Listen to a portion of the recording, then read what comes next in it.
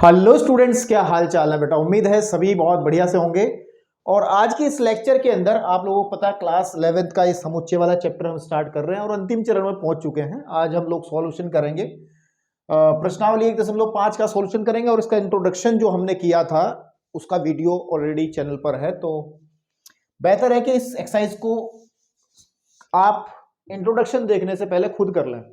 मतलब इतने भारी भरकम सवाल नहीं है, इसको इस वीडियो यानी कि इस लेक्चर को आप सिर्फ हेल्प के तरीके से लें। बाकी इतना बड़ा कुछ रॉकेट साइंस नहीं है कि आपको क्वेश्चंस ये नहीं कर पाओगे। इसके सारे क्वेश्चंस कर लोगे अगर आप लोगों ने इंट्रोडक्शन देखा होगा तो। ठीक है, मैं कहता हूँ कि वीडियो मत देखो, पहले एक्सरसाइज करो।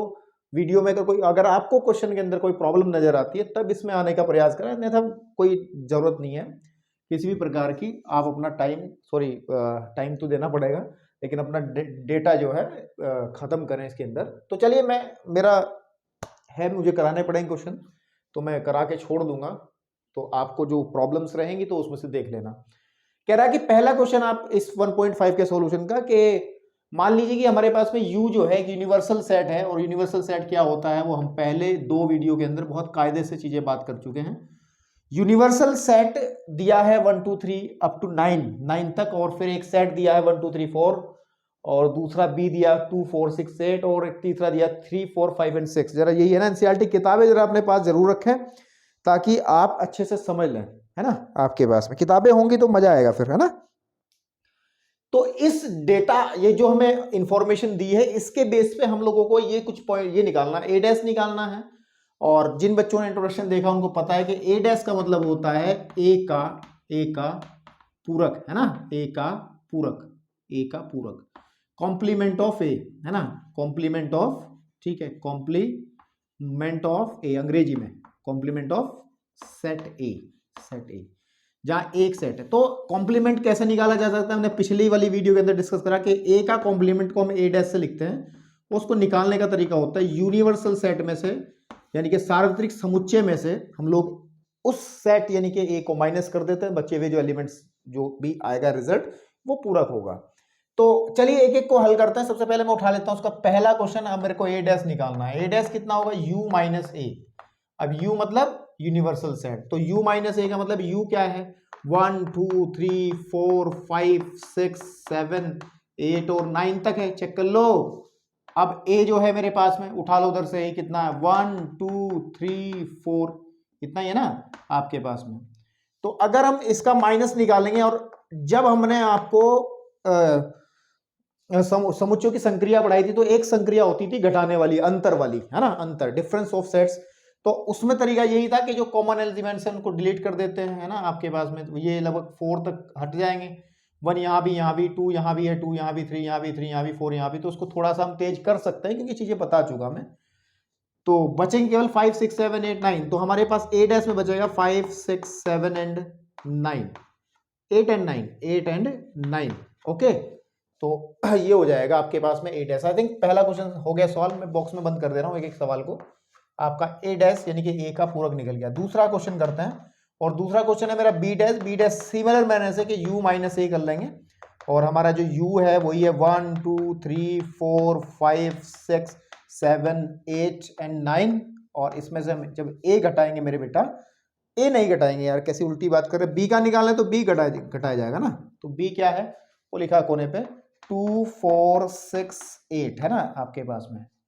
तो चलिए, अब जब इसमें से u में से घटाएंगे तो 2 कट जाएगा, 4 6 और 8, तो बचेगा 1 3 5 7, ठीक है ना, और 9। तो ये आ गया आपका बी डैश यानी कि बी का पूरक, है ना आपके पास में।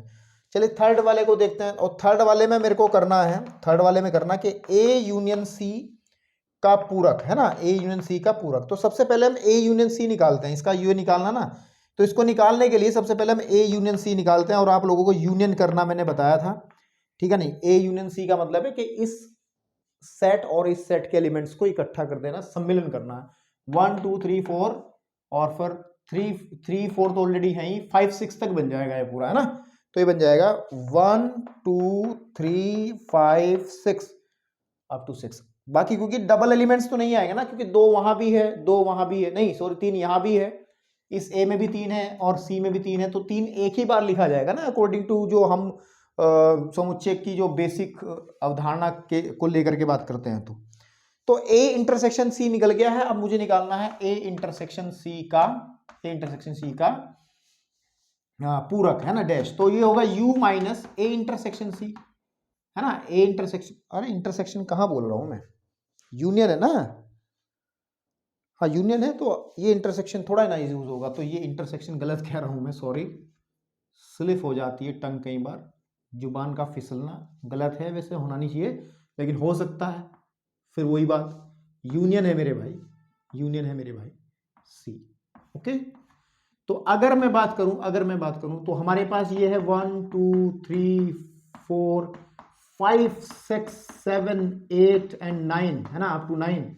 और इसके बाद की जो बात है वो ऐसी है, इसके बाद की जो बात है उस बात के अंदर ये है कि माइनस करना है मेरे को जो हमने ए यूनियन सी निकाला है, ए यूनियन सी 1 2 3 4 5 6 निकाला है, तो 1 2 3 4 एंड 5 एंड 6, तो व्हाट वी गेट, अगर हम इसका ए यूनियन सी का पूरक निकालेंगे तो बेटा मेरे 1 भी कट गया, 2 भी कट गया, 3 भी कट गया, 4 भी कट गया, 5 भी, 6 भी, बस आगे 7 8 और 9 आ जाएंगे। मैं ज़्यादा इसमें बात करना पसंद भी नहीं कर रहा हूँ क्योंकि ये चीज़ें तो आप कर सकते हो, अगर इस स्तर पर भी प्रॉब्लम है तो फिर प्रॉब्लम बहुत ज़्यादा है, अगर इस स्तर पर भी प्रॉब्लम है आपको। तो चलिए ये एक तीसरे वाले का आंसर आ गया हमारा, तो फर्स्ट सेकेंड एंड थर्ड हो गया। अब बढ़ते हैं फोर्थ की तरफ। तो फोर्थ वन क्या है, फोर्थ में सेम क्वेश्चन है कि ए यूनियन बी का पूरक निकालना है, यूनियन का ही निकालना ना, किताबों में देखते रहे, ठीक है। तो अगर मैं यूनियन की बात करूं तो इसको निकालने से पहले मेरे को A union B find out करना पड़ेगा, और ए यूनियन बी का मतलब है इस वाले सेट और इस वाले सेट का सम्मिलन। तो ये हो जाएगा 1 2 3 4 तक तो लगातार लिखो, 1 2 3 एंड 4, फिर 2 भी आ गया, 4 भी आ गया, अब इसमें 6 आ जाएगा और 8 आ जाएगा एक्स्ट्रा, और कुछ नहीं आएगा। अब अगर इसका मुझे पूरक निकालना है तो पूरक ए यूनियन बी का जो पूरक रहेगा, I think that is equal to, वो आपके पास में रहेगा इंटरसेक्शन u माइनस है ना, क्या बोल रहा हूँ, u माइनस ए। तो बेसिकली u हमारा कितना है मेरे भाई, u है 1 2 3 4 5 6 7 8 9 और माइनस आपके पास में 1 2 3 4 6 8, 1 2 3 4 6 एंड 8। तो जब इसको मैं निकालूंगा घटा करके तो 1 भी खत्म, 2 भी खत्म, 3 भी खत्म, 4 भी खत्म, 6 खत्म, फिर 8 खत्म, तो बचेगा कितना मेरे पास में, ओनली बचेगा इधर की तरफ 5 7 9, 5 7 एंड 9 आपके पास में आ जाएगा, ठीक है ना। तो दैट इज, ये हुआ ए यूनियन बी का कॉम्प्लीमेंट या फिर पूरक, और इसको कह सकते हैं ये हो गया क्वेश्चन नंबर 4। दो और बचते हैं, और दो और बचते हैं, तो दो को यहीं पे कर लेंगे कहीं को, या रफ कर दूं, चलो जहां तक जो हो पाएगा करेंगे, नहीं तो रफ करेंगे फिर, ठीक है। स्क्रीनशॉट बीच बीच में मारते रहना, ठीक है। अगर नोट करना है तो कुछ, या वीडियो को पॉज कर लेना, जैसा आपको बेहतर लगे ऐसे कर लेना। तो मैं जा रहा हूं 5वें क्वेश्चन की तरफ, और 5वां क्वेश्चन इधर से ही होगा। तो 5वां क्वेश्चन मैं यहां लिख लेता हूं, 5th क्वेश्चन यहां पूरा आ जाएगा। ये कह रहा है ए के पूरक का पूरक निकालो, ठीक है ना। तो ए के पूरक का पूरक जो होगा, हमने बताया था इसको स्पेशल एक नियम भी कहते हैं, डबल कॉम्प्लीमेंशन, है ना, या फिर द्विपूरक नियम हमने इंट्रोडक्शन में बताया था। तो उसको कहेंगे कि u माइनस ए डैश निकाल लो, u में से ए डैश निकालेंगे तो कितना आ जाएगा, देखो u का है 1 2 3 4 5 6 7 8 9, और ए डैश जो निकाला था हमने अभी सबसे शुरू में ए डैश ही निकाला था, ये है 5 6 7 8 9, 5 6 7 8 9, तो 5 6 7 8 एंड 9, देखो जरा फ्रेम में आ रहा है, इतना पूरा फ्रेम में आ रहा है पूरा, हाँ फ्रेम में बढ़िया आ रहा है, ओके ठीक है। चलिए, तो मेरे भाई मेरे बेटा, तो ये आ जाएगा आपके पास में 5 6 7 8 और 9, तो बचेगा 1 2 3 एंड 4। तो ये हो गया ए के कॉम्प्लीमेंट का कॉम्प्लीमेंट आपके पास में। अच्छा, एक प्रॉपर्टी होती है कि ए का कॉम्प्लीमेंट करें तो ए डैश का कॉम्प्लीमेंट जो होगा, मतलब ए के कॉम्प्लीमेंट का कॉम्प्लीमेंट, ए के पूरक का पूरक जो होगा वो ए ही होता है। क्या ये प्रॉपर्टी वेरीफाई हो रही है? देखो ये क्या आया, बिल्कुल वेरीफाई हो रही है, ये ए ही है ना। तो अब एक और बचता है हमारा, और मैं इधर थोड़ी स्पेस लूंगा, ये वाला मैं रफ कर रहा हूं ताकि स्क्रीनशॉट वगैरह आप मारते रहें, बीच बीच में लेते रहें। और यह वीडियो को पॉज करके समझ के छोड़ दें यार, स्क्रीनशॉट मारने की जरूरत ही नहीं है इन क्वेश्चंस के अंदर, तो केवल समझ लो और फिर अपनी कॉपी में कर लो। तो इसमें बचता है मेरा लास्ट वाला 6 वाला पार्ट, और 6 में b माइनस सी का कॉम्प्लीमेंट मेरे को फाइंड करना। तो सबसे पहले मुझे b माइनस सी निकालना पड़ेगा, और b माइनस सी का मतलब b में से c घटाना पड़ेगा। b है 2 4 और 6 8 में से माइनस करना पड़ेगा c 3 4 5 एंड 6। तो जो कॉमन एलिमेंट है, कॉमन है 4 से 4 एंड 6 से 6, बाकी और कुछ कटेगा ही नहीं। तो b माइनस सी जो हमारा निकल के आ जाएगा वो आ जाएगा 2 एंड 8। इसी के तो अभी लिखे जाएंगे b के, लेकिन अब निकालना b माइनस सी का कॉम्प्लीमेंट, यानी कि u माइनस कर लो b माइनस सी को, है ना। तो u कितना है हमारा 1 2 3 4 5 6 7 एंड 8 एंड 9 एंड माइनस ये आ जाएगा b माइनस सी का मतलब है ये अभी निकाला 2,8। तो इसका मतलब 2 से 2 खत्म हो जाएगा और 8 से 8 खत्म हो जाएगा, तो बचेगा 1 3 4 5 6 7 एंड 9। तो बेटा मेरे भाई b माइनस सी का जो कॉम्प्लीमेंट है, पूरक है, वो आ जाएगा ये वाला। ओके, फटाफट इस क्वेश्चन को नोट करें, देन मैं बढ़ता हूं आगे की तरफ, क्वेश्चन नंबर 2 की तरफ। चलो बच्चों, अभी इस एक्सरसाइज का दूसरा क्वेश्चन, पहली बात तो ये कि मेरे अंदर से ना कतई भी फील नहीं आ रहा कि मैं इन क्वेश्चंस को करूं। क्यों? क्योंकि ये क्वेश्चंस आप कर सकते हो यार, इतनी तो मैं आपसे उम्मीदें रख सकता हूं इंट्रोडक्शन करने के बाद में। तो मन कर रहा छोड़ दूं क्या? ठीक है, चलो लिखने का एक तरीका बता देते हैं सिर्फ, बाकी आप कर लेना, मैं फिर ज्यादा इसमें समय नहीं दूंगा। कि जैसे ए दिया है हमें ये, और इन सब का क्या करना है कि यू दिया है और उसके संबंध में हमें इसका पूरक निकालना है। तो इसका मतलब अगर मैं फर्स्ट क्वेश्चन को उठाऊंगा तो लिखने का तरीके पे थोड़ा ध्यान दें, उसी तरीके से चारों क्वेश्चन आप कर लेना। कि ए मेरे पास में है ए कोमा बी कोमा और सी। तो अगर मैं ए का पूरक निकालूंगा, ए का पूरक, तो वो कितना होगा? वो हो जाएगा, वो आपको पता ही है जो अभी किया था कि u माइनस ए हो जाएगा, और a dash is equal to आपका u जो दिया गया उसको लिख लेंगे यहाँ पे a b c d e f g h, और इसमें से हम घटा देंगे किसको? a। व्हाट इज a है a b c, a b और c। तो फाइनली a डैश क्या आ जाएगा हमारे पास? a b c हट जाएगा, बाकी सब आ जाएंगे, यानी कि कितना? D comma E comma F comma G comma H, ये आपका इसका पूरक हो गया। अब बताओ इस वाले में क्या करना है? इसमें B डैश निकालना, तो U माइनस बी निकाल देंगे इस वाले में। इस वाले में क्या करना है? C निकालना, इसमें U माइनस सी निकाल देंगे। ओके, पूरा की तो निकालना है, या कुछ और का है? हाँ, तो कर लोगे आप। और इस वाले में क्या करना है? D निकालना, D डैश, तो उसको U माइनस डी कर दोगे। इतनी समझदारी आपके अंदर है तो आप पे इतना विश्वास तो कर ही सकता हूं, इस शब्द को मेरे समझ लेना। ट्राई नहीं, ये कंफर्म आपको करने ही हो जाएंगे भाई, है ना, इतनी उम्मीदें रखता हूं। तो भाई मैं आगे बढ़ रहा हूं क्वेश्चन को, इसमें ज्यादा मन नहीं लग रहा मेरा करते हुए। चलिए जी, अब आपकी स्क्रीन पे बेटे क्वेश्चन नंबर है 3, और 3 के अंदर कहा है, पढ़ते हैं क्या कह रहा है कि प्राकृत संख्याओं के समुच्चय को सार्वत्रिक समुच्चय मानते हुए, मतलब u जो लेना है, जो यूनिवर्सल सेट लेना है, वो हमको प्राकृतिक संख्याओं का सेट लेना है। ठीक है, प्राकृतिक संख्याओं का जो सेट होता है, प्राकृतिक संख्याएं नेचुरल नंबर होते हैं और उनको n से प्रदर्शित करता है, 1 2 3 4 5 6, और ये जिंदगी भर कार्यक्रम चलता रहता है। ये जो सेट है ये प्राकृतिक संख्याओं का समुच्चय, इसी को हम लोगों को u कंसीडर करना है, यानी कि इसी को हम लोग यूनिवर्सल सेट के रूप में इस्तेमाल में लाएंगे। और फिर कह रहा है कि निम्नलिखित समुच्चयों के पूरक लिखने हैं, फिर इनके पूरक लिखने हैं।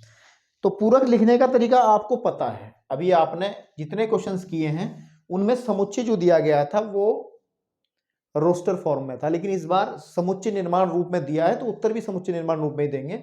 लेकिन पहले थोड़ा सा इसको एक एक, देखो मैंने इधर सारे लिख दिए हैं, तो मैं एक एक सवाल को उधर हल करता रहूंगा, जितनी स्पेस बचेगी उसको इस्तेमाल में लाते हुए। ठीक है, आपके पास में। तो सबसे पहले मैं फर्स्ट उठाता हूं नंबर 1। नंबर 1 जो सेट है वो कह रहा है एक्स सच दैट एक्स एक प्राकृत सम संख्या है। तो मैं इसको ना ए कह देता हूं, सपोज कर लो मैं इसको ए कह देता हूं ताकि लिखने में थोड़ा आसान रहे। और ये है क्या? एक्स सच दैट एक्स, है ना, आपके पास में एक प्राकृत, ठीक है ना, आपके पास प्राकृत सम संख्या है। क्या है? सम संख्या है ना। तो अगर ए को कंसीडर किया जाए तो ए सेट रोस्टर फॉर्म में क्या बनेगा? वैसे तो आंसर इसका डायरेक्ट भी लिखा जा सकता है। प्राकृतिक संख्याओं के समुच्चय के अंदर दो ही कैटेगरी की संख्याएं आती हैं, या तो सम आती हैं और विषम आती हैं।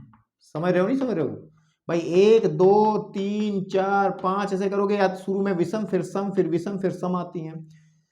प्राकृतिक संख्याएं दो ही कैटेगरी की हम लोग पढ़ते हैं, एक तो सम और एक विषम।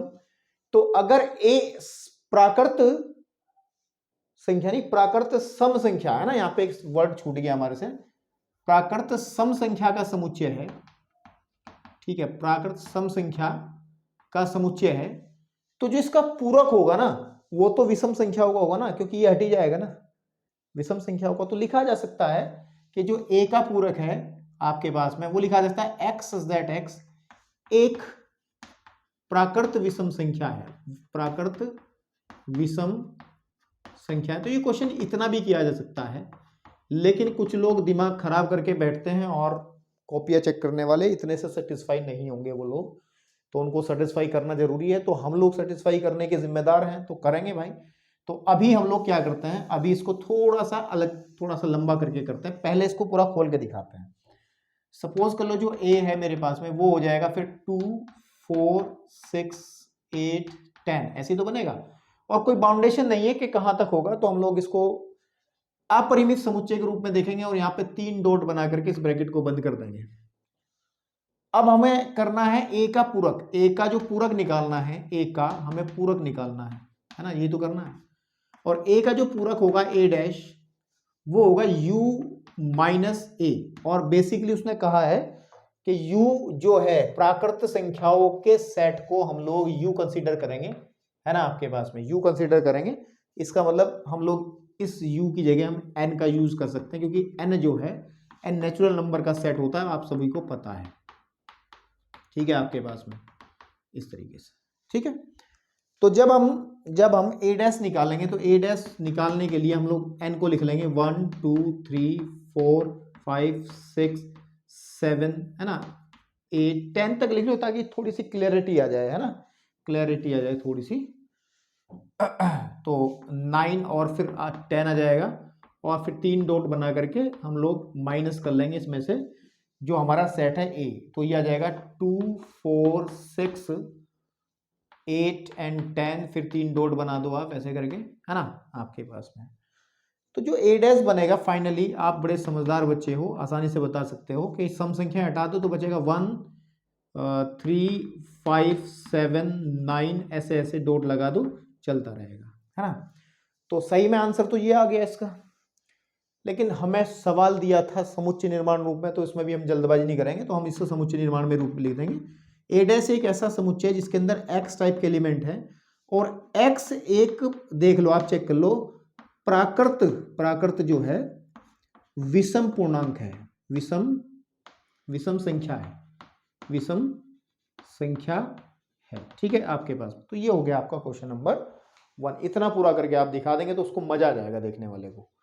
सिमिलर मैनर से जो सेकंड पोर्शन है, I think the second question, ये फर्स्ट हो गया यहाँ तक, तो सेकंड को यहां से शुरुआत अगर मैं कर दूं, सेकंड कह रहा है कि एक्स सच दैट एक्स एक प्राकृत विषम संख्या है, इसका उल्टा हो गया। तो जो हम उसको बी मान लेते हैं, सपोज कर लो ऊपर ए मान लिया, तो इसको वाले सेट को मैं बी मान लेता हूं। बी एक सेट है जिसमें एक्स सच दैट एक्स एक प्राकृत विषम संख्या को रखता है, प्राकृत विषम संख्याओं का सेट है, संख्या है। तो बी जो लिखा जाएगा फाइनली आपके पास में आ जाएगा 1 3 5 7 9, और ये प्राकृत विषम संख्याओं की कोई बाउंडेशन नहीं है कहां तक है, तो हम लोग 3 डॉट लगा के इसको छोड़ देंगे। अब सिमिलर मैनर से अगर मैं बी डैश निकालूंगा तो वो भी n माइनस बी लिखेंगे। तो आप इसमें कंफ्यूज नहीं हो रहे कि n क्यों लिख रहे, u क्यों लिख रहे, क्योंकि उसने खुद ही कहा है कि प्राकृत संख्याओं को आप u कंसिडर करें। तो अब जो है बी डैश जो निकलेगा वो निकल जाएगा आपके पास में इस n में से हमें घटाना है ये वाला, भाई ये वाला ही तो घटाना, प्राकृत विषम संख्या वाला। तो बेटे सम संख्या वाला बच जाएगा, तो मैं डायरेक्ट लिख सकता हूं ये बचेगा 2 4 6, आप पूरा करके दिखा देना, 8 एंड ऐसे करते करते इसे बंद। इसको समुच्चय निर्माण रूप में लिखेंगे तो आ जाएगा x such that x x एक प्राकृत, है ना, प्राकृत सम संख्या है ना, है। ओके, तो ये हो गया आपके पास में इसका सेकंड पार्ट। और देखते हैं थर्ड पार्ट यहाँ पे हो पाएगा नहीं हो पाएगा। तो थर्ड पार्ट करते हैं, चलिए यहीं पे देखते हैं थर्ड पार्ट, है ना। ओके, इसमें थर्ड पार्ट में जो कहा है भाई साहब, कह रहा है कि x सच दैट x 3 का एक धन गुणज है, एक घन गुणज है। घन गुणज क्या है, धन गुणज क्या है, धन गुणज है, ठीक है। धन का मतलब पॉजिटिव, धन का मतलब होता है पॉजिटिव, है ना, पॉजिटिव मल्टीपल ऑफ 3। हाँ ठीक है, तो इसको मैं ए इस्तेमाल किया था फर्स्ट में, बी में, तो सी इसको बोल देता हूँ। सी हमने सपोज कर लिया, सी हमारे पे है कि वो कह रहा है कि एक्स सच दैट एक्स आपके पास में संख्या 3 का एक धन गुणज है। एक्स संख्या 3 का, है ना, संख्या 3 का एक धन गुणज है। एक धन मतलब पॉजिटिव, है ना, गुणज है, गुणज है, ठीक है, गुणज आपके पास में है। तो अगर मेरे भाई इस सी को रोस्टर फॉर्म में लेके आए तो 3 के गुणज कौन कौन से होता है, 3 होगा, 6 होगा, फिर उसके बाद में 9, फिर 12, फिर 15, है ना, आपके पास में ऐसे 18, ऐसे ये बहुत सारे आएंगे, सबको लिखना संभव नहीं है। तो अगर मेरे को सी डैश निकालना पड़ेगा तो व्हाट वी गेट, तो आ जाएगा n माइनस सी, और n माइनस सी का मतलब 1 2 3 4 5 6 7 8 एंड ऐसे ही 9 आ जाएगा, है ना, आपके पास में। और 3 डॉट बना करके इसमें से माइनस कर देंगे इस वाले पोर्शन को कि 3, 6, 9, 12 के बाद 3 डॉट बना रहा हूँ, मेरी जगह हो गई समाप्त। तो इतना मैं लिख रहा हूँ खाली। तो जब हम लोग इसको लिखेंगे मेरे भाई तो क्या होगा, इसके अंदर से जितने भी 3 के गुणज है वो सब हट जाएंगे, 3 हट जाएगा, 6 हट जाएगा, 9 हट जाएगा, है ना। तो बचेगा 1 2 4 5 7 8, ऐसी डॉट डॉट डॉट आगे तक। अब इसको अगर हम समुच्चय निर्माण रूप में दे तो वो थोड़ा चैलेंज है, कोई दिक्कत नहीं है। तो सी डैश को समुच्चय निर्माण रूप में दे रहा हूं मैं, फ्रेम में देख लूं आ रहा नहीं आ रहा, कैमरे में ये इतना नीचे आ पा रहा है नहीं आ पा रहा, हाँ आ पा रहा है। आप जूम करके देख लेना भाई, आपके पास तो बहुत ऑप्शन है, आपके पास अच्छी क्वालिटी का फोन है, ठीक है। चलो, तो आप इसको कैसे परिभाषित करोगे, मुझे एक सीधी बात है, मैं इसके हिसाब से परिभाषित करूंगा। सी डैश एक ऐसा सेट है जिसके अंदर 3 के गुणज नहीं आते, देख लो 3 का गुणज नहीं आएगा तो लिख देंगे x सच दैट x कैसा है, x संख्या 3 का गुणज, ठीक है ना, गुणज आपके पास में गुणज नहीं है। इसको ध्यान रखना भाई मेरी भाषा को, अगर यहां सही से दिख ना रहा होगा तो सी डैश बनेगा x सच दैट x संख्या 3 का गुणज नहीं है, क्योंकि इसका पूरक तो वही है होगा ना, क्योंकि 3 का गुणज इस सेट में है तो इसके पूरक में 3 का गुणज नहीं आएगा, ठीक है। तो फटाफट इसका स्क्रीनशॉट मारें, ये वाले लिखे ही रहेंगे, मैं उधर की तरफ बढ़ता हूं फिर आगे की तरफ। तो फोर्थ क्वेश्चन पे जा रहा हूं मैं, किस पे जा रहा हूं, फोर्थ पे, है ना, किस पे जा रहा हूं, फोर्थ पे। फोर्थ क्वेश्चन में क्या है, जरा तब तक आप पढ़ लो इसको ध्यान से, मैं इसकी सफाई कर लूं यहाँ, ठीक है। तो फोर्थ क्वेश्चन में हमें कहा है कि x सच दैट x एक अभाज्य संख्या, अरे मजा आ गया, अभाज्य संख्या तुम बचपन से पढ़ते आ रहे है ना आपके पास में। तो चलिए अब ये फोर्थ क्वेश्चन है, फोर्थ क्वेश्चन में हम इस सेट को ए बी सी ले लिया था, हम इसको डी कह लेते हैं। सपोज कर लो डी जो है एक सेट है कि x सच दैट x, है ना, x एक अभाज्य संख्या है, एक अभाज्य संख्या है, और इतने समझदार बच्चे हमारे हैं, ठीक है, कि वो अभाज्य संख्याएं तुरंत दे के मारेंगे। ये लो 2 3 5 7 11 13, बस डॉट डॉट डॉट बना दो, ज़्यादा ज्ञान फैलने की जरूरत नहीं है ना। तो अब हमें निकालना है डी, हमें निकालना है डी, डी का डैश, और वो होगा n माइनस डी, है ना। तो n कितना रहेगा, वो रहेगा 1 2 3 4 5 6 7 8, है ना, एंड 9 एंड फिर 10, ऐसे 3 डॉट बना करके हम इसको भी बंद कर देंगे। और इसमें से मुझे घटाना रहेगा मेरे बेटे, इसको घटाएंगे हम लोग जो ऊपर अभाज्य हैं 2 3 5 7, फिर 11, फिर 13, फिर डॉट डॉट डॉट। किसी को ये डाउट तो नहीं है कि जी एक अभाज्य है या भाज्य नहीं है? मैं आप सोच रहे हो भाज्य अभाज्य यहाँ पढ़ाऊंगा, ऐसा कुछ करने वाला नहीं। 11वीं में हो, महसूस करो, अपनी ताकत को फील करो कि हम 11वीं में हम पढ़ के आए हैं सब चीजें, है ना। चलिए, तो अब क्या बचेगा? व्हाट वी गेट, हमारे पास बचेगा, देखो यहाँ से ये 2 खत्म हो जाएगा, 3 खत्म हो जाएगा, और 5 खत्म हो जाएगा, फिर 7 खत्म हो जाएगा, फिर 9 नहीं होगा, आगे भी जो आएगा। तो बचेगा क्या? 1, 4, 6, 8, 9, इसी तरीके की संख्याएं बचेंगी। और इसको अगर समुच्चय निर्माण में रूप देना हो इसका, तो इसका अगर समुच्चय निर्माण रूप हमें देना हो तो कैसे दिया जाएगा? समुच्चय निर्माण रूप में देने के लिए इसको हम लोग कह देंगे, आप ध्यान दें, अगर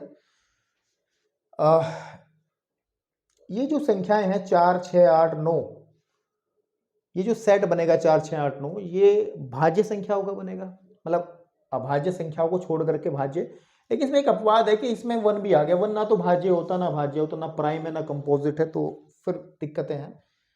तो इसको लिखने का तरीका थोड़ा बता देते हैं हम आपको। तो डी डैश को ऐसे लिखे आप कि x सच दैट x, ठीक है, नहीं आपके पास में x क्या है? एक भाज्य संख्या है। कैसी संख्या है? भाज्य संख्या है। लेकिन मामला फेल हो जाता है, अगर हमने भाज्य कहा तो उसका मतलब इन सब का जिक्र तो कर लिया, 1 छूट जाएगा, क्योंकि 1 ना भाज्य है ना अभाज्य है। तो इसमें लिख दो ना, x एक भाज्य संख्या है, और साथ में लिख दो और x बराबर 1 भी हम लोग कंसीडर कर सकते हैं। तो अगर ये वाली लाइन हमने लिख दी तो इसको हम लोग समुच्चय निर्माण में आसानी से प्रस्तुत कर सकते हैं, ठीक है ना। तो चलिए, ये हो गया आपका क्वेश्चन नंबर 4th। अब बढ़ता हूं मैं इसके 5th की तरफ, थोड़ा लंबा काम है। ये कह रहा है कि x जो है हमने इस्तेमाल में लाया है डी के बाद हम लोग 5th में इस्तेमाल कर लेते हैं ई, है ना, ई, डी ई। और इस ई को क्या कह रहे हैं? x सच दैट x 3 और 5 से विभाजित होने वाली संख्या है। तो x सच दैट x 3 आपके पास में 3 और 5 से विभाज्य, है ना, विभाजित होने वाली, विभाजित में जो 3, 5 से पूरी पूरी कट जाए, विभाजित होने वाली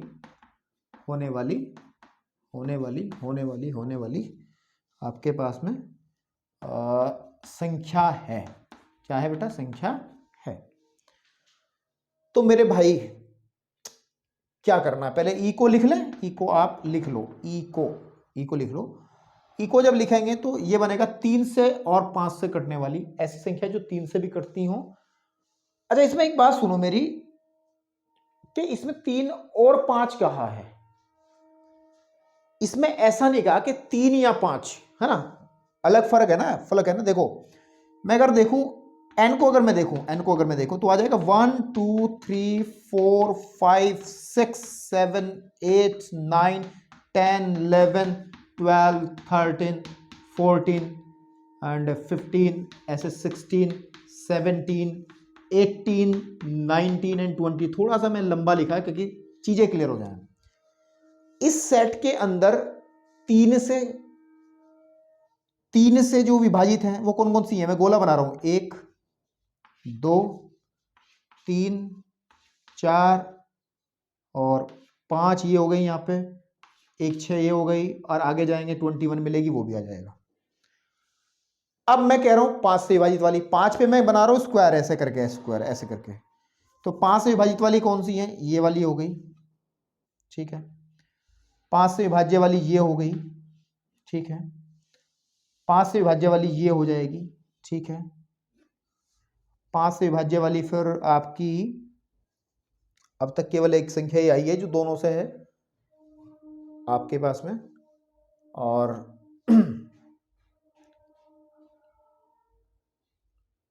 चलिए, तो 5 से विभाज्य वाली हमारी केवल 15 आई है। इसके आगे भी कुछ संख्याएं हम दे सकते थे यहाँ पे, है ना, आपके पास में। जैसे मैं कह लूँ कि 21 हो गई, फिर चलते चलते कहीं ना कहीं इसमें मैं ये कहना चाह रहा हूँ आपको 30 मिलेगी, उससे पहले तो कुछ नहीं मिलेगा। 30 मिलेगी, जो 30 आपकी 3 से भी कट जाएगी और 5 से भी कट जाएगी, ठीक है। तो इस सेट के अंदर कौन सी संख्या आएंगी जो दोनों से और शब्द लगा है, या होता तो फिर ये सारी आ जाती, 3 भी आ जाती, 5 भी आ जाती, 6 भी आ जाती, या तो 3 से काटो या 5 से काटो, लेकिन हम लोगों को केवल वो लेनी है जो दोनों से कटती हो। तो मेरी समझ में इतना आ रहा है, आपको भी आ जाएगा।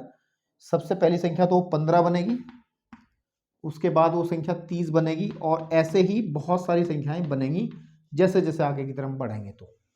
तो ये ई हो गया। फाइनली अगर हम इसका डैश निकालेंगे, इसका हम लोग डैश निकालेंगे, तो complement of E dash is equal to U की जगह एन इस्तेमाल कर रहे हैं, एन माइनस ई, एंड आपके पास में ये 1 2 3 4 5 6 ऐसे करते करते आप चलेंगे, 3 पॉइंट्स लगा करके, पूरा लिखने की जरूरत नहीं है, और माइनस कर लेंगे आप जो आपका ये ई है। तो 15,30, 15 और 30 से पहले तो कोई नहीं मिलेगी ना,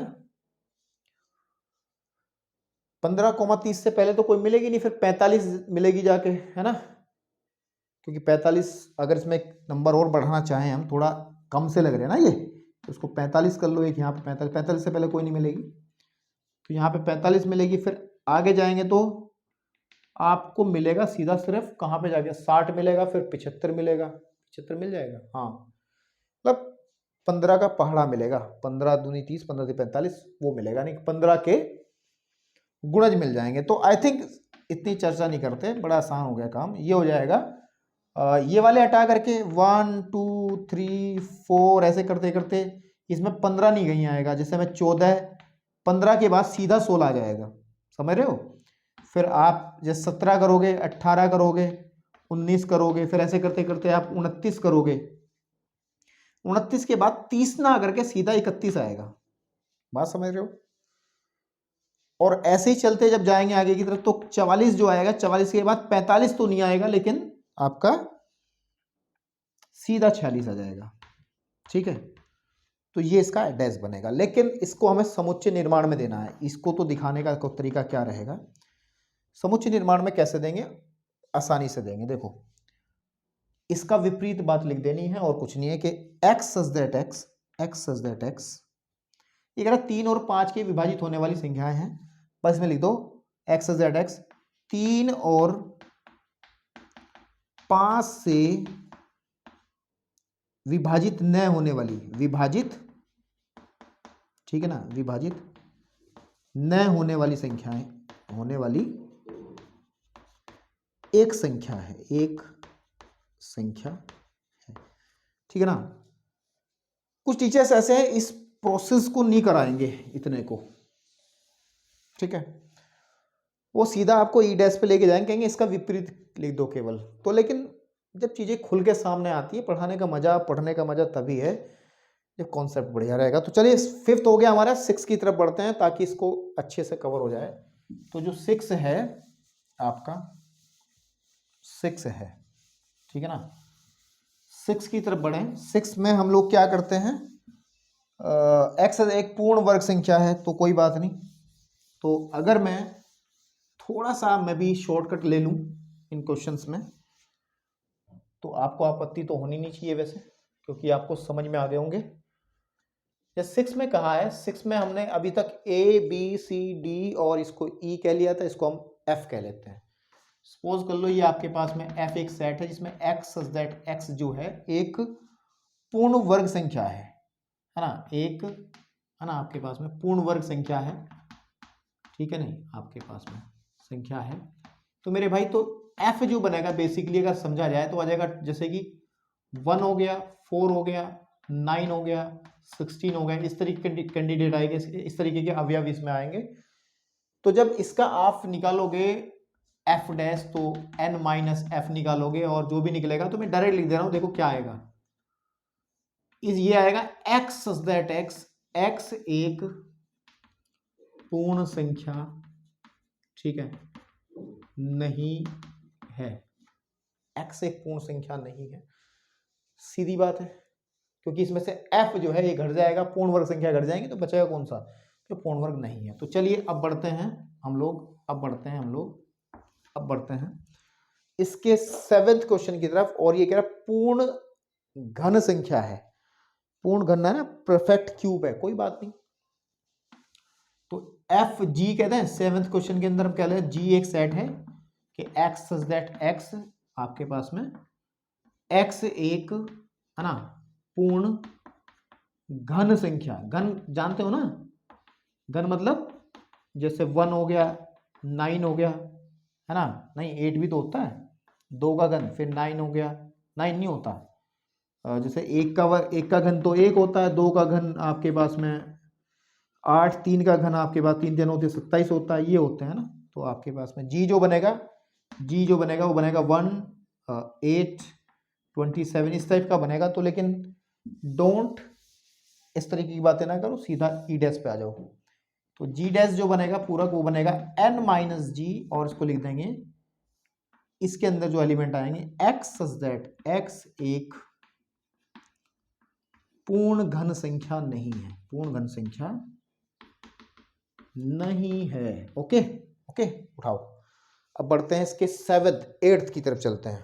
8th क्या कह रहा, 8th अब छोटे छोटे शुरू हो गए सवाल निश्चित, इनको थोड़ा सा देखेंगे और इनका विपरीत कथन लिखना है। अच्छा, एक चीज आपने पढ़ी थी विलोम शब्द, तो वो कुछ ऐसा ही था, इन समुच्चयों के विलोम लिखने, उल्टा क्या होगा इनका।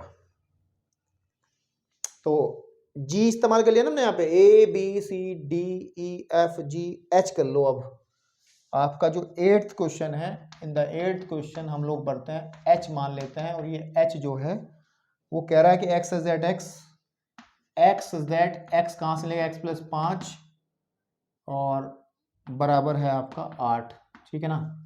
तो अगर हम यहां से देखें तो एच के अंदर अवयव कितने आएंगे, एक ही अवयव होगा केवल, क्योंकि इसमें से एक ही वैल्यू निकल रही है। तो अगर इसको उधर लेके जाएंगे तो एक्स का मान कितना आ जाएगा, देखो एक्स प्लस के 5 इज इक्वल टू 8 है, then x is equal to आ जाएगा 3, चेक कर लो, तो एच के अंदर केवल 3 हो जाएगा। तो अब एच का जो पूरक होगा डायरेक्ट लिखना सीख लो, एक्स इज दैट एक्स, है ना, x is that x, x जो है एक प्राकृतिक संख्या होगी।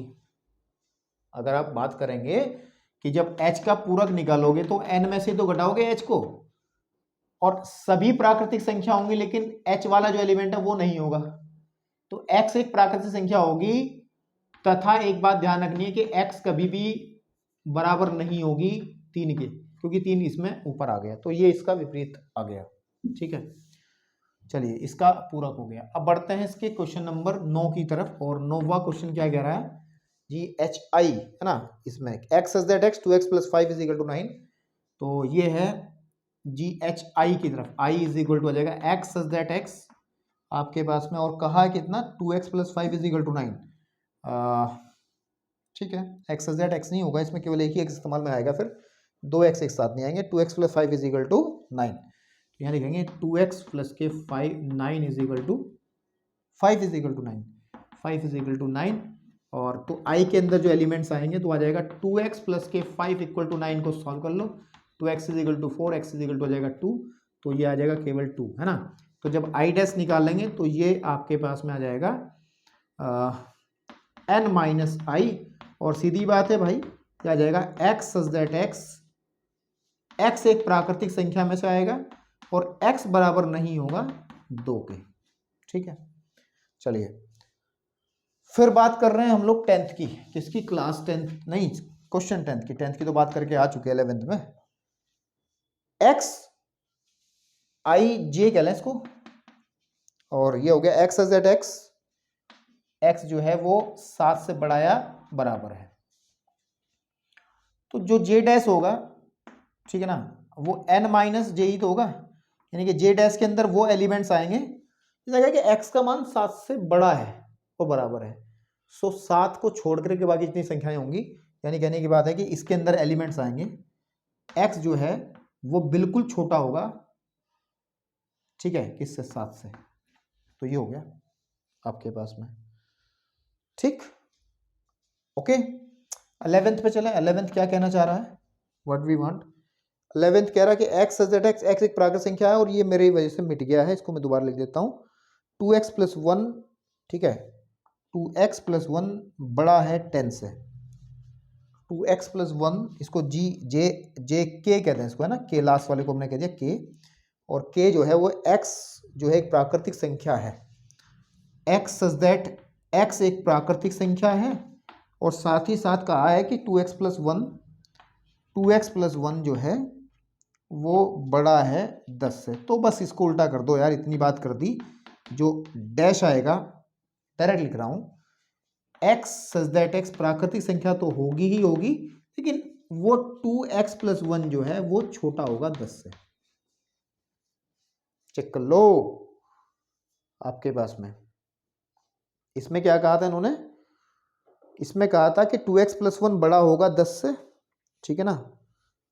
और या दूसरे शब्दों में एक तरीके से और लिखा जा सकता है, इसको मैं यहां से थोड़ा सा और क्लियर करता हूं ऊपर की तरफ, क्योंकि k डैश जो है वो ऐसे भी लिखा जा सकता है x सच दैट x आपके पास में, और x एक नेचुरल नंबर है। अगर इसको मैं सॉल्व करूं 1 को उधर ले जा करके, तो x जो है ना आपके पास में कोमा है, ये कैपिटल N है और यहाँ कोमा है, तो इधर जा करके ये आ जाएगा कितना, ये कितना जाएगा 2x छोटा होगा 9 से, और x जो है छोटा होगा 9/2 से, है ना। तो x छोटा होगा 9/2 से। तो ये एनसीईआरटी पीछे आंसर ये दिया है, तो आप घबराएं ना, बस पढ़ते रहें करते रहें, मजा आएगा आपको। ठीक है, ओके, इतना क्लियर हो गया भाई। ये डाउट है इस क्वेश्चन में थोड़ा सा, मुझे डाउट है, तुम्हें डाउट ना हो, तो मैं इसको पूरा खोल के करने की इच्छा रखता हूँ, ठीक है। ऐसे मुझे मजा नहीं आ रहा, मुझे डाउट लग रहा है थोड़ा सा। चलिए यहाँ से शुरू कर लेंगे, कोई दिक्कत नहीं। हमें के जो दिया था बेसिकली वो दिया था, ये 11th क्वेश्चन है, और के दिया था कि एक्स सच दैट एक्स जो है एक प्राकृतिक संख्या है, नेचुरल नंबर का सदस्य है, और 2x+1 जो है आपके पास में हमेशा बड़ा होना चाहिए 10 से। ऐसे एलिमेंट्स इसके अंदर आते हैं। तो के को अगर मैं लिखना चाहूँ तो 2x+1 बड़ा है 10 से, तो 2x जो है बड़ा होगा 9 से, और x जो है बड़ा होगा 9/2 से। इतनी बात में से तो सहमत हो सब लोग भाई। इस 1 को उधर ले गए, 9 आ गया, ये आ गया, यानी कि x की जो वैल्यू है 9/2 का मतलब है 4.5 से बड़ी है। तो अगर मैं संख्या रेखा की बात करूं तो यहाँ पे 1 2 3 4 5 6 7 ऐसे चलते रहेंगे। तो जो x की वैल्यू है 4.5, यानी कि 9/2 का मतलब तो ये नहीं कि 9/2 होगा ना, इस 9/2 से बड़ी संख्या ही इधर वाला का रीजन आ जाएगा, ठीक है। ओके, तो इधर वाले सभी 5 6 7 सभी इसके अंदर आ जाएंगी। 4.5 से बड़ी जितनी प्राकृतिक संख्या यानी कि 5 आ गई, 6 आ गई, 7 आ गई, है ना, इस तरीके से। तो के डैश के अंदर कौन सी आएंगी, के डैश की फिर इधर वाली आ जाएंगी सारी। तो वही मैंने लिखा था अभी कि के डैश के अंदर एक्स सच दैट एक्स, है ना, आपके पास में एक नेचुरल नंबर है, और जो x है वो हमेशा 9/2 से छोटा होगा, 9/2 से छोटा होगा, वही आपके पास में नेचुरल नंबर्स आ जाएंगे, ठीक है। 9/2 से छोटा होगा। एक बार आंसर में चेक करना चाहता हूँ उसका यार, है ना, पता नहीं क्यों इतना कंफ्यूज हूँ, बेवजह कंफ्यूज हूँ या नहीं भाई। ठीक है, x का मान 9/2 से बड़ा होगा। बड़ा क्यों कह रहे हैं यार, मैंने कुछ गलत लिख दिया क्या। 2x+1 9/2 से बड़ी संख्याएं जो आएंगी वो तो सब इसमें आ जाएंगी। तो 9/2 से छोटी संख्या इस तरफ आनी चाहिए ना आपके पास में। एक बार जरा थोड़ा रुक के सोच लो, इसका आंसर मिसमैच क्यों कर रहा है यार। चलो बेटा, इस मेरी समझ तो सिर्फ इतनी ही कह रही है इसके अंदर कि मेरे हिसाब से आंसर इसका यही बनेगा, यही बनेगा, क्योंकि यार आप खूब समझदार हो कि अगर इस के अंदर इधर वाले सारे अवयव आ रहे हैं तो नेचुरल नंबर में से जो बचे हुए अवयव होंगे इधर वाले, यानी कि इस ये 9/2 है, यहाँ पे 9/2 से बड़े तो उधर की तरफ, ये तो आपके ऑलरेडी के में है, और के डैश में इधर वाले आ जाएंगे सारे, आगे से तो कुछ आएगा ही ना। तो आई थिंक दैट्स राइट, बस फालतू टेंशन नहीं लेनी है, ये सही है, मेरी समझ कहती है। कुछ आपको लगता हो, कुछ कहीं और कोई ज्ञानी व्यक्ति तुम्हें कुछ बता दे तो मुझे कमेंट बॉक्स में बताना, कोई बात नहीं। चलिए मैं बढ़ता हूँ नेक्स्ट क्वेश्चन की तरफ। चलिए जी, अब ये क्वेश्चन वैसे मुझे कराने की कोई आवश्यकता नहीं थी, क्योंकि सेम क्वेश्चन को मैंने एग्जाम्पल के तौर पे कराया था आपकी इंट्रोडक्शन वीडियो के अंदर, क्योंकि ये जो पॉइंट्स हैं उसने कहा यू अगर इतना हो, ए इतना हो, बी इतना हो, तो ये ए यूनियन बी का जो पूरक है बराबर होना चाहिए ए के पूरक इंटरसेक्शन बी के पूरक के, और ए इंटरसेक्शन बी का जो पूरे का पूरक है वो इनके अलग अलग पूरकों के यूनियन के बराबर होगा। बेसिकली इसको हम कहते हैं, आपको याद आ गया होगा इंट्रोडक्शन जिसने देखा, उसको कहते हैं De Morgan theorem, De Morgan law, D आपके पास में मॉर्गन, ठीक है, डी मॉर्गन्स लॉ, ये आपके डी मॉर्गन्स लॉ है। तो जो डी मॉर्गन्स का जो ये नियम है, डी मॉर्गन ये आएगा, इसको मैं प्रूव करा चुका हूं। तो आपको करना क्या है, पहले आप ए, जैसे फर्स्ट पार्ट को हम लोग करते हैं कि पहले आप ए यूनियन बी निकाल लेना, और ए यूनियन बी आपको पता ही आ जाएगा 2 4 6 8, साथ में 3 भी आ जाएगा, फिर 5 भी आ जाएगा और 7 भी आ जाएगा, ठीक है। या सही कायदे से अगर लिख लें कि आपके पास में ए यूनियन बी जो है वो 2 3 4 5 6 एंड 7 आ जाएगा। फिर अगर इसका कॉम्प्लीमेंट हम लोग निकाल लें तो वो आ जाएगा u minus A union B, है ना। तो आप सीधी बात है कि ये 2 3 4 5 6 7 नहीं लिखोगे, 2 3 5 6 7 नहीं लिखोगे, केवल आ जाएगा 1 8 9। और अगर आप लोग देखें ए का पूरक अगर आप निकालोगे तो ए का पूरक यानी कि इन एलिमेंट्स को छोड़ करके 2 4 6 8 को छोड़ करके 2 4 6 और 8 को छोड़ करके 1 3 5 आपके पास में 7 एंड 9 आ जाएगा। और बी का जो कॉम्प्लीमेंट है वो आ जाएगा आप 2 3 4 5 2 3 5 7 को छोड़ के 2 3 5 और 7 को छोड़ के 1 4 6 8 9, 1 4 6 8 और 9, है ना। अगर मैं इनका अब क्या निकाल लूं, इनका मैं इंटरसेक्शन निकाल लूं तो व्हाट वी गेट, इंटरसेक्शन जो कॉमन है, एक तो 1 कॉमन है यहाँ भी, एक आपके पास में 3 नहीं है, 5 नहीं है और 8 है आपके पास में, कितना है 8 है। 8 इसमें भी तो आएगा ना कहीं, क्योंकि 8 इसमें है तो कहीं गड़बड़ हमने कर दी है आई थिंक। 2 4 6 8 है, 2 3 5 7 है, 2 3 5 7, तो ए का डैश जो निकलेगा वो निकलेगा 1 3, ठीक है, 1 3 और फिर 5, ओके, और फिर आएगा 6 भी आएगा इसके अंदर, 6 भी आएगा, है ना, 6 भी आएगा। तो ठीक है, कुछ गड़बड़ कर दी, एक मिनट रुको जरा यार, गड़बड़ यहाँ नहीं, यहाँ पे हुई है गड़बड़ यार, कि 2 जब हमने ए यूनियन बी निकाला था तो 2 2 3 एंड फिर आ गया 4, फिर 6 5 आ गया, फिर 6 7 8 एलिमेंट, एक एलिमेंट और आएगा 8, और वो 8 जो है जब इसका पूरक निकालेंगे तो यहाँ पे 8 नहीं आएगा, है ना, यहाँ पे 8 नहीं आएगा फिर। तो वही मैं कह रहा था आपके पास में 1, इनमें कॉमन क्या है, 1 कॉमन है और फिर सिर्फ 9 कॉमन है ना, 9 कॉमन है। तो देख लो ये दोनों पार्ट्स बराबर है या नहीं है, देख लो आप, चेक कर लो, ठीक है ना आपके पास में। तो यानी कि ये पहला पार्ट ए यूनियन बी का जो पूरक है दैट इज इक्वल टू ए का पूरक इंटरसेक्शन बी का पूरक। अच्छा, सेकंड वाले को सेम तरीके से आप कर लेना, इसमें कुछ ज्यादा बड़ी बात नहीं है। बढ़ते नेक्स्ट क्वेश्चन की तरफ, इसमें आप कर लोगे यार। चलिए अब इस क्वेश्चन में थोड़ी सी समझने वाली बात है, बाकी तो सब अप्लाई करने वाली बात थी जो अब तक सीखा है। हमें ये कुछ 4 क्वेश्चन दिए हैं कि इसमें कह रहा है कि इसका वेन डायग्राम, इसका इनके वेन डायग्राम बनाने हैं। अब तक वेन डायग्राम बनाने वाले क्वेश्चंस कम किए हैं तो इसलिए थोड़ा सा इसको समझ के चलते हैं। तो सबसे पहले मैं फर्स्ट का वेन डायग्राम बना रहा हूं और इसका बनाना है मेरे को ए यूनियन बी के कॉम्प्लीमेंट का, है ना। अच्छा, इस क्वेश्चन के आधार पर हम लोग डी मॉर्गन थ्योरम को भी कह सकते हैं कि प्रूफ हो जाएगी वेन डायग्राम के हिसाब से। कैसे मैं बताऊंगा अभी। देखिए, अगर मुझे ए यूनियन बी का कॉम्प्लीमेंट निकालना से पहले समझ लो, देखो अगर मेरे पास में वेन डायग्राम, सपोज कर लो मैं किसी सेट ए का वेन डायग्राम बना रहा हूं, ये मेरे पास यूनिवर्सल सेट है और इसमें कोई सेट आपके पास में ए है, तो आप अगर मैं आपसे कहूं कि ये अंदर वाला जो एरिया है, ये वाला जिसमें मैंने क्रॉस लाइन बना रहा हूं, ये क्रॉस लाइन जो मैं बना रहा हूं ऊपर बना लेता हूं ए, ठीक है, आप मुझे बता सकते हो कि किसको रिप्रेजेंट कर रहा है, ये किसको रिप्रेजेंट कर रहा है।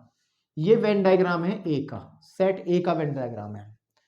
अगर ए के डैश का वेन डायग्राम बनाना होता है तो आपको इतनी समझ होनी जरूरी है कि आपके पास में ए डैश का जो वेन डायग्राम होगा हम लोग उस एरिया को देखें, क्योंकि आपको पता है कि ए डैश के अंदर वो अवयव नहीं आते हैं जो ए में होते हैं। तो आप इस वाले रीजन को, अंदर वाले को छोड़ के, इस ए को छोड़ करके बाहर वाला जो हिस्सा है ये, इसमें सीधी रेखा मैं खींच रहा हूं, ये जो रिप्रेजेंट करेगा, ये जो रिप्रेजेंट करेगा आपके पास में, ठीक है, ये जो रिप्रेजेंट करेगा मेरे भाई, ये ए डैश को रिप्रेजेंट करेगा। किसको करेगा? ए डैश को रिप्रेजेंट। तो बात समझ रहे हो कि अगर मैं जिस हिस्से को छायांकित कर रहा हूं वो भाग ही वेन डायग्राम का हिस्सा है। तो ए डैश जो होगा आपके पास में, या लिख भी सकते हो कि जो ए है, ए जो जिस रीजन को दिखाते हैं उसके अंदर हमने ये क्रॉस लाइंस बनाई है, क्रॉस लाइंस वाला ये ए है। और अगर ए डैश की बात करें तो ए डैश किससे है? जिस बॉक्स के अंदर हमने स्ट्रेट लाइंस बनाई है वो ए को रिप्रेजेंट करता है। ठीक है, तो अब इसी तरीके से हम सबसे पहले ए यूनियन बी का निकालने से पहले मैं पहले बनाऊंगा ए यूनियन बी का केवल एक वेन डायग्राम। तो अगर समझ में आएगा तो अच्छे से देख लेना, आएगा ही आएगा। ये हमारा यूनिवर्सल सेट है, बड़ा आपको बताया है। इसके अंदर एक सेट ए हमने ये ले लिया, एक बी ये ले लिया हमने। तो ये वाला ए है और ये वाला हमारा बी है। तो अब मुझे आप अगर बताएं कि ए यूनियन बी क्या होगा। ए यूनियन बी तो ये वाला हिस्सा होगा ना पूरा, जिसमें क्रॉस लाइन बना रहा हूं, ध्यान से देखना। किताब वाले तो भाई कलाकारी कर देते हैं, लेकिन हमारे पास यहाँ पे चौक ही लिमिटेड है। लिमिटेड का मतलब आपके पास में कलर्ड करने का एक अलग तरीका नहीं है, वाइट चौक ही है मेरे पास। कोई और यूज भी करूंगा देखेंगे। तो ये ए यूनियन बी हो गया। लेकिन अगर मैं ए यूनियन बी का कॉम्प्लीमेंट निकालूंगा तो सेम उस तरीके से क्या दिखाएंगे हम लोग? हम क्या दिखाएंगे? हम लिख लेते हैं पहले, ये हमारा ए है और ये हमारा बेटा बी है, ठीक है ना आपके पास में, और ये यू है। तो जो इनका कॉम्प्लीमेंट होगा इस एरिया को छोड़ के जो बाकी एरिया है, मैं इसको सीधी रेखाओं से दिखाता हूं, ऐसी रेखाओं से दिखा देता हूं। क्या दिक्कत है? ठीक है ना बेटा, समझ में आना चाहिए। बस मेन पॉइंट ये है, ये जो मैं लाइन ऐसे बना रहा हूं है ना आपके पास में, जहां जहां ये लाइंस हैं तो वो जो एरिया है आपके पास में, ये जो एरिया है ये हमारा, यानी कि आप लिख भी सकते हैं यहाँ पे कि ए यूनियन बी के कॉम्प्लीमेंट का जो एरिया है उसको मैं एक सीधी रेखाओं से दिखा रहा हूँ। इतना आप वो समझ जाएगा, सीधी रेखाओं से मैं इसको दिखा रहा हूँ। ठीक है, तो आई थिंक पहले वाला हो गया। पहले वाले में ये नहीं है, इसका मतलब ये वाला तो हमने सिर्फ समझने के लिए बनाया था। आप इसको हटा भी सकते हैं, नो प्रॉब्लम, है ना आपके पास में। तो आई थिंक फाइनली जो फर्स्ट का जो वेन डायग्राम है वो ये बनेगा। ऊपर वाली जगह खाली हो गई, कोई बात नहीं। अब मैं बढ़ता हूँ दूसरे की तरफ, है ना। जो दूसरा वेन डायग्राम है, कौन से वाला? दूसरा किसका बनाना है मुझे? ए का इंटरसेक्शन और ए के पूरक का इंटरसेक्शन और बी के पूरक का इंटरसेक्शन। तो ध्यान से देखना जरा, सबसे पहले मुझे ये सेकंड वाला बनाना है। तो ए के इंटरसेक्शन, ए का पूरक इंटरसेक्शन बी का पूरक, ठीक है। तो सबसे पहले अच्छा एक देखते हैं, पहले ए के पूरक को देखते हैं जरा, इसका वेन डायग्राम कैसे आएगा। अगर मैं इसमें ए बनाऊं तो आई थिंक ये ए यहाँ पे बना लिया मैंने, ये ए है और ये आपका यू है। तो ए का पूरक कैसे आएगा? ए का पूरक को अगर मैं इस क्रॉस, अच्छा दूसरे कलर की चौक है, अगर चल जाए दिख जाए आपको तो दिखा दूं। ऐसे है, अलग दिख रहा है क्या? देखिए कैमरे में, अरे मजा नहीं आ रहा यार। नहीं, बस ऐसे ही करते हैं अपने नॉर्मल, जो है दिखती नहीं है बढ़िया चौक, वाइट से ही काम चला लेते हैं, ज़्यादा कलाकारी नहीं करते। कहाँ गई हमारी चौक? चलो ठीक है, ओके। तो जो ए डैश बनेगा मेरे बेटे वो तो ये बनेगा ना, मैं सीधी रेखाएं खींच रहा हूँ, सीधी रेखाएं खींच रहा हूँ ए डैश के लिए।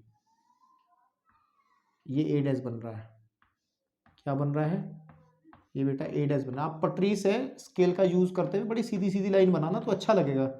मेरे पास तो यहाँ संसाधन कम है, तो आप कॉपी पे जब बनाओगे तो अच्छे से बनाना, उनको दिखाना, देखो मैंने ए डैश भी पहले बनाया है, ठीक है ना आपके पास में। और जो मैंने अभी मिटाया है वैसे मिटाने की मुझे आवश्यकता नहीं थी, अगर मैं यहाँ पे इसको रहने ही देता कि ए यूनियन बी का जो वेन डायग्राम हमने बनाया था उसको रफ करने की जरूरत नहीं थी। यू था और ये आपका ए था, ये बी था, तो ये जो आपके पास में है ना इस तरीके का जो था, ये है ना, ये जो था ये ए यूनियन बी था, ये ए है ये बी है, तो ये ए यूनियन बी का था। अब इसके बाद मैं बनाता हूं बी के डैश का, और बी के डैश को मैं दिखाऊंगा इस तरीके से, ठीक है ना। आपके पास बी का डैश भी ऐसे ही बनेगा कि अगर इसमें कहीं ना कहीं बी होगा एक इस तरीके से, और बी के डैश को हम लोग क्या कर लेंगे, बी के डैश को हम लोग क्या कर लेंगे, इस लाइन से बना लेते हैं, ऐसी लाइन से, ठीक है। ओके, ठीक है ना, क्लियर है, क्लियर है ना, ऐसी लाइन से। तो लेकिन मुझे करना ए इंटरसेक्शन बी का पूरक करना है, इनके दोनों का पूरक का, इन दोनों का इंटरसेक्शन करना है। अब इन दोनों में कॉमन रीजन क्या होगा, तो इससे तो क्लियर नहीं हो रहा ना, इससे क्लियर यूं नहीं हो रहा क्योंकि हमने अलग अलग बना लिए ये। तो आई थिंक इसमें एक में ही हमें बनाना चाहिए था, एक में ही हमें बनाना चाहिए था, तब मजा आएगा देखने में, ठीक है, तब मजा आएगा। और वो कैसे मजा आएगा, तो मैं पहले इसी में बना रहा हूँ, दोनों को एक साथ दिखाना चाहिए था मुझे कि ये ए है मेरा और ये मेरा बी है ना। तो ये ए है और ये आपका बी है, तो ये ए हो गया और ये बी हो गया, ये आपका यूनिवर्सल हो गया। तो उसमें अगर मैं ए डैश का इसके हिसाब से बनाऊंगा तो ए डैश जो बनेगा मेरे भाई वो बनेगा, जिसमें मैं स्ट्रेट लाइन बना रहा हूँ, ठीक है, ये स्ट्रेट लाइन वाला, ठीक है, ठीक है, ठीक है। यहाँ भी एक लाइन आएगी फिर, कि बी वाला हिस्सा भी कवर हो जाएगा ना, बी वाला हिस्सा भी कवर हो जाएगा क्योंकि ए का ही तो बनाना मेरे को, ये आ गया। ओके, यहाँ भी बनाओ, ये भी तो आएगा, ठीक है भाई। ओके, तो ये हो गया ए डैश।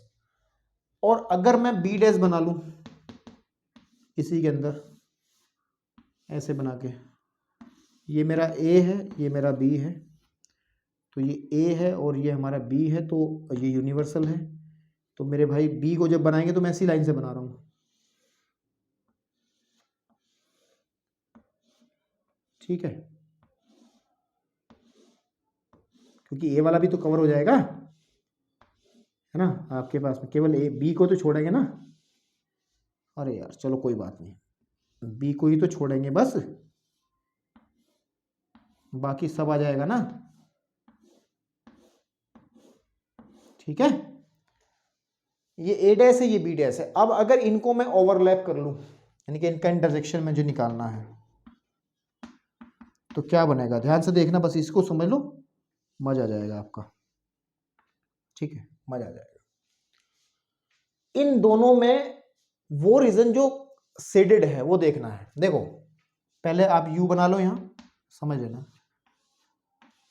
ये बी हो गया, ये ए हो गया और ये बी हो गया, चौक छोटी छोटी रह गई यार। चलो अब अगर मैं इन दोनों का इकट्ठा इंटरसेक्शन निकालता हूं, है ना, तो कौन सा हिस्सा आएगा। देखिए कौन कौन सा हिस्सा कॉमन है, क्या ये सेट ए वाला पूरा हिस्सा कॉमन है, नहीं है ना, कॉमन नहीं है ना आपके पास में, क्योंकि यहां पे ये शेडेड नहीं है, यहां पे शेडेड है, तो कॉमन होने का मतलब ही नहीं है। मतलब वो देखना जहां पे दोनों जगह शेड है, बीच वाला हिस्सा, ये वाला हिस्सा क्या कहलाता है, इंटरसेक्शन वाला हिस्सा होता है। तो ये वाला हिस्सा भी शेडेड, दोनों जगह शेडेड नहीं है, तो ये भी खाली ही रहेगा।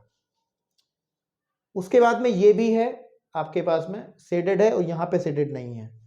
तो मेरा कहने का मतलब ये है कि इन दोनों सेट्स के रीजन को छोड़ के, आपके पास में इन दोनों सेट्स के रीजन को छोड़ के बाकी सारा पूरा का पूरा एरिया आपका आ जाएगा ये वाला इस तरीके से,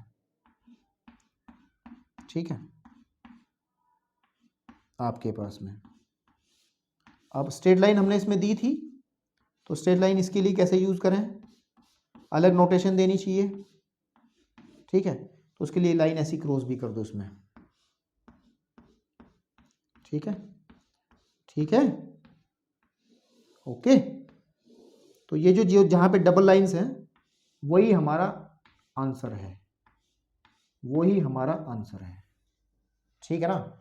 तो ये ए इंटरसेक्शन बी है ना आपके पास में, ए का कॉम्प्लीमेंट इंटरसेक्शन बी का कॉम्प्लीमेंट है, जो कॉमन शेडेड एरिया है। कॉमन शेडेड एरिया का मतलब है जिसमें खड़ी लाइन भी है और पड़ी लाइन भी है, तो ये हमारा फाइनल हो गया। अच्छा आप इसमें एक बात देख रहे होंगे कि ये वाला रीजन और ये वाला रीजन सेम नहीं हो रहा, इसमें भी ये बीच के दो छूटे हैं, इसमें भी बीच के दो छूटे हैं।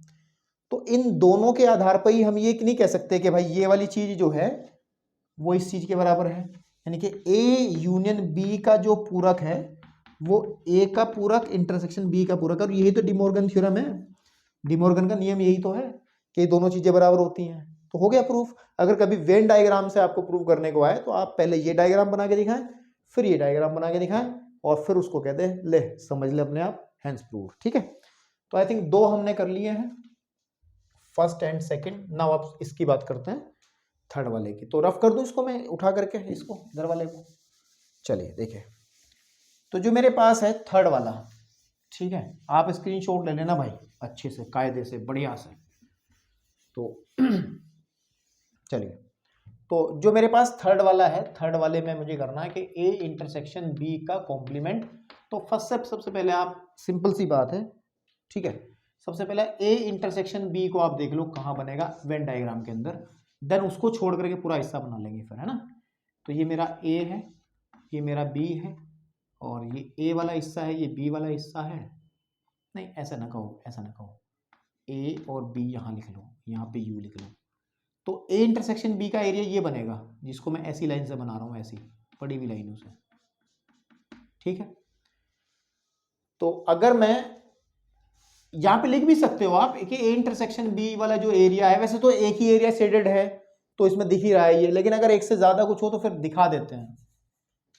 तो आपके पास में वहां पे लिख देना चाहिए था, जो अभी मैंने किया था ना, कि यहाँ पे जो मैंने ये चित्र बनाया था, तो उसमें लिख सकते थे कि जो रिजल्ट है वो कॉमन शेडेड एरिया, यानी कि जो उभयनिष्ठ छायांकित भाग है वो आंसर था। चलो मैं इसमें लिख के दिखा दूंगा।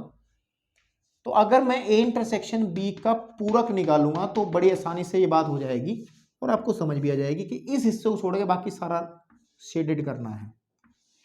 इस हिस्से को छोड़ के, ये ए है, ये बी है, और हमारा ये यूनिवर्सल सेट है, तो इसको छोड़ के बाकी सारा शेड में आ जाएगा। तो शेड बनाऊंगा मैं क्रॉस करते हुए ऐसे,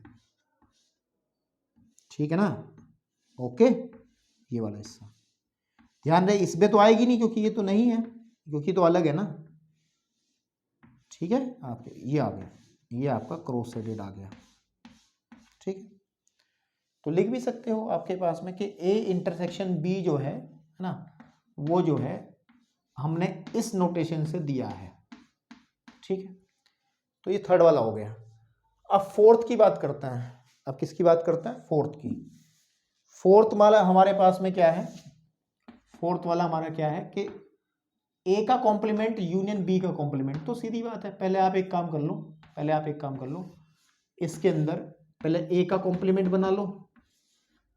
ए का कॉम्प्लीमेंट, अगर ये ए है, ये बी है, तो मेरे भाई ये यू है, तो ए का कॉम्प्लीमेंट मतलब ए को छोड़ करके पूरा एरिया। तो इसको हम लोग कैसे दिखाएं? इसको स्ट्रेट लाइन से दिखा देता हूं मैं, ठीक है ना, किससे? स्ट्रेट लाइन से। अरे नहीं यार, ये थोड़ा ही आएगा, ए वाला एरिया छोड़ देंगे, बाकी सारा आ जाएगा। ए वाला एरिया छोड़ देंगे और बाकी लाइनें भी सीधी नहीं खिंच रही। अब पता नहीं क्या स्थिति हो गई हमारी यार, चलो कोई नहीं, एक ये एक ये एक ये एक ये, ऐसे करते हुए ठीक है। ये हमारा आया, व्हाट इज दिस? ए का पूरक है। अगर मैं बी का पूरक देखूं तो बी का पूरक भी कुछ इसी तरीके से आ जाएगा, है ना। बोर्ड भी साफ अच्छे से नहीं हो रखा यार, चलिए। तो ये u है और इसमें हमारा ये a पार्ट है एंड ये वाला हमारा b पार्ट है। तो अब b का पूरक जब लिखूंगा मैं, तो b को छोड़ के ना सारे एलिमेंट्स आ जाएंगे। तो आई थिंक उसको मैं स्ट्रेट नहीं दे सकता ना, मैं इसको क्रॉस करके ऐसे दे रहा हूँ, ठीक है। आपके पास में ऐसे सीधी लाइंस, क्षैतिज रेखाएं हम बना देंगे। इसमें ऊर्ध्वाधर रेखाएं बनाई थी, इसमें क्षैतिज रेखाएं बना देंगे। बी को छोड़ना ना, तो ये तो आगे तक जाएगी ना, ए का तो कवर कर ही सकते हैं ना पूरा एरिया, ठीक है मेरे भाई, ठीक है ना। समझ लेना अच्छे से, मॉडर्न अलजेब्रा है भाई, आधुनिक गणित है। हल्की सी सावधानी, दुर्घटना घटित हो सकती है आपके साथ। तो चलिए अब इनका यूनियन निकालना, ए इंटरसेक्शन ए का पूरक यूनियन बी का पूरक। मतलब इन दोनों एरिया जो है हमारे शेडेड एरिया, इनको इकट्ठा करना है। इनको क्या करना है? इकट्ठा करना है। थोड़ा सा इसको नीचे लिख लेते हैं, कोई बड़ी बात थोड़ा ही है कि ए के पूरक और यूनियन बी के पूरक को हमें इकट्ठा करना है। तो अब अगर ध्यान दिया जाए बेटा, आप ध्यान अगर दे लें तो मुझे लगता है पूरक में तो सारे आ जाता है ना, सॉरी उसमें यूनियन में तो सब आ जाता है। Common shaded area, common shaded area नहीं कि सब पूरा, वो सब एरिया जो सेडेड है, मतलब समझ रहे हो ना, उन सभी को ले लेंगे हम जो सेडेड है। अच्छा आप देखो कौन सा सेडेड नहीं है, कौन सा सेडेड नहीं है जिसपे मेरी उंगली है बीच वाला, ये आकृति बनी है इस तरीके की आकृति दोनों चित्रों में, केवल वही आकृति ऐसी है जो सेडेड नहीं है, तो उसको छोड़ करके पूरा आ जाएगा, उसको छोड़ करके पूरा आ जाएगा। तो ये मेरा ए है, ये मेरा बी है, तो केवल इसको छोड़ दो, बाकी सारा का सारा, पहले ऊर्ध्वाधर लाइन बना दो, पूरी बनाओ ना नीचे तक, हाँ यहाँ ऐसे ऐसे ऐसे ऐसे ऐसे ऐसे ऐसे, और इसमें पूरी बनाओ नीचे तक। छोड़ना कौन सा है, छोड़ना तो यही है बीच वाला बस, है ना। और फिर इसमें स्ट्रेट लाइन, ये क्षैतिज रेखा ही बना दो, ठीक है। अब यहाँ रोक दो, यहाँ रोक दो, यहाँ रोक दो, बीच वाला एरिया नहीं लेना ना। बात समझ रहे हो ना बेटा जो मैं कहना चाह रहा हूँ आपसे, समझ रहे होंगे मेरे समझदार बच्चे, सब चीज़ें समझते हैं, ठीक है। केवल किसको छोड़ना, ये जो खराब सी आकृति बीच में है इसको छोड़ना, तो ये आपका यानी कि इसको छोड़ देना बस, बीच वाले को इसको छोड़ देना है ना। यही एक ऐसा एरिया था। अच्छा आप देखो इस वाले को, इस वाले का डायग्राम सेम नहीं है, इसमें भी बीच वाला छूटा है, इसमें भी बीच वाला छूटा है, तो इसका मतलब क्या है कि ए इंटरसेक्शन बी का जो पूरक है वो बराबर होता है ए का पूरक यूनियन बी का पूरक। ये भी डिमोर्गन थ्योरम का दूसरा हिस्सा है ना, तो यहाँ से ये भी प्रूफ हो जाता है। चलिए अब इसके कुछ क्वेश्चन और बचे हैं, लंबा वीडियो बहुत हो चुका है, थोड़ा सा इसको हम लोग, चलिए अब स्क्रीन पे इस एक्सरसाइज के अंतिम सवाल, जो 2 क्वेश्चंस हैं हमारे, बहुत छोटे छोटे क्वेश्चंस हैं, तो समझने का फेर है। तो क्या कह रहा है, छठा सातवां एक साथ लिख लिए, फटाफट हो जाएंगे। मान लीजिए कि किसी समतल में स्थित सभी त्रिभुजों का समुच्चय सार्वत्रिक समुच्चय है, मतलब जितने भी ट्राइंगल्स हैं आपके पास में, त्रिभुज, कैसे भी त्रिभुज हों आपके पास में, चाहे वो समबाहु, समद्विबाहु, न्यून कोण, समकोण, कोई भी है, तो उनके समुच्चय को, उनके समुच्चय को बेटा हमने क्या कहा है, यू कहा, यूनिवर्सल सेट कहा है। तो यदि ए जो कहा है उसने हमें, अब मैं हल कर रहा हूं सवाल को, देखता हूं क्या कह रहा है।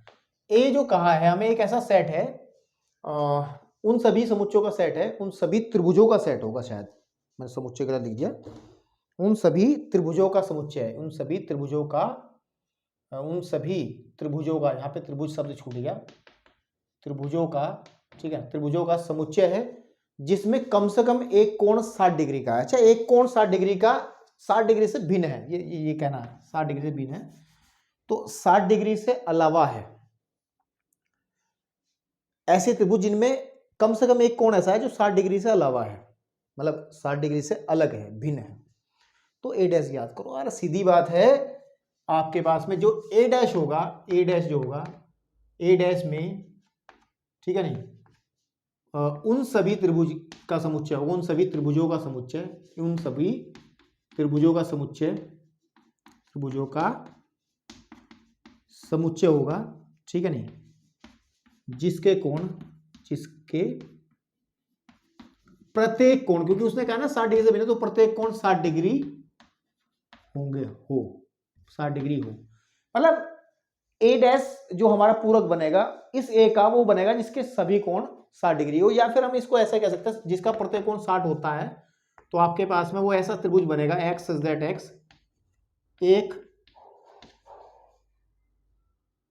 समबाहु त्रिभुज है, क्योंकि समबाहु त्रिभुज है, ठीक है, समबाहु त्रिभुज है, ओके। समबाहु क्यों कहा, क्योंकि प्रत्येक कोण 60 है, प्रत्येक 60 उसी का होता है जो समबाहु होता है, सभी जानते हैं 60-60 डिग्री का अगर कोण है तो बस बात खत्म है, ठीक है। चलिए तो ये हो गया आपका 7वां। अब इसमें कहा है, नीचे आ जाओ, कह रहा है हमें कि निम्नलिखित कथनों को सत्य बनाने के लिए रिक्त स्थान भरो। A intersection, A union A का इंटरसेक्शन, सॉरी ए का यूनियन ए के डैश के साथ करना है, तो सीधी बात है आप समझ लेंगे यू ही आ जाएगा, वो बात सही है ना। जो ए में है और जो हमें ए में नहीं है उन सबको इकट्ठा करते हैं तो यू बन जाता है, जो ए में गुण है, ए में नहीं गुण है, उन सबको इकट्ठा कर दो, भगवान बन जाएंगे हम।